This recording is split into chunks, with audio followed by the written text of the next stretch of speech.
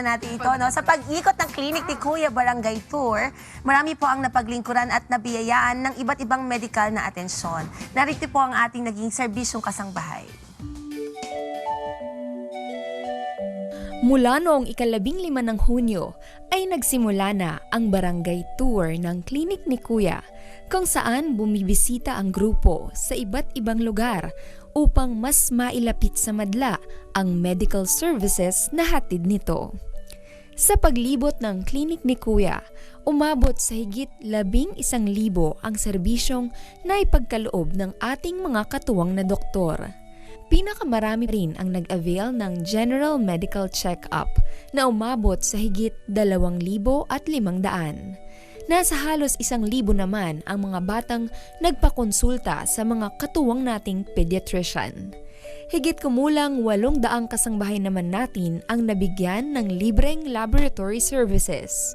Sa kakaibang public service na ito, kung saan araw-araw lumilibot sa mga barangay ang staff at medical experts ng klinik ni Kuya, lubos ang naging pasasalamat ng ating mga kababayan.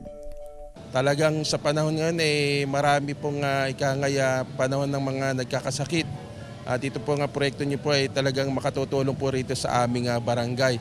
Kaya maraming salamat po dito po sa proyektong pinagkaloob niyo po sa amin. Mabuhay po ang UNTV. At mabuhay rin po kayo, Kuya Daniel Rason.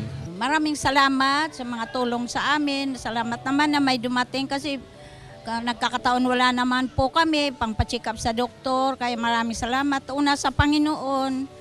Ay nagpasalamat ako dahil na-check up ako sa mata ko at mayroon din akong salamin.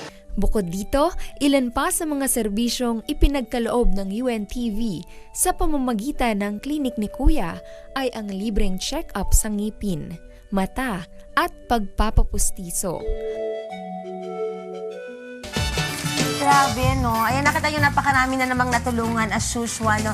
Kita-kita natin yung mga ideas ni Kuya Daniel Rason, no? Hindi lang, dati-dati, di ba, mga klinik ni Kuya, bukod doon, ito ngayon, tayo nang lumalapit sa ating mga kababayan na nangangailangan ng iba't ibang klase ng, ng tulong. Merong medical, dental, everything, no? Even nga gupit, di ba, lahat, pati masahe, meron yan, no? Yan, kanina, narinig natin, pati yung mga walang pustiso na bigyan.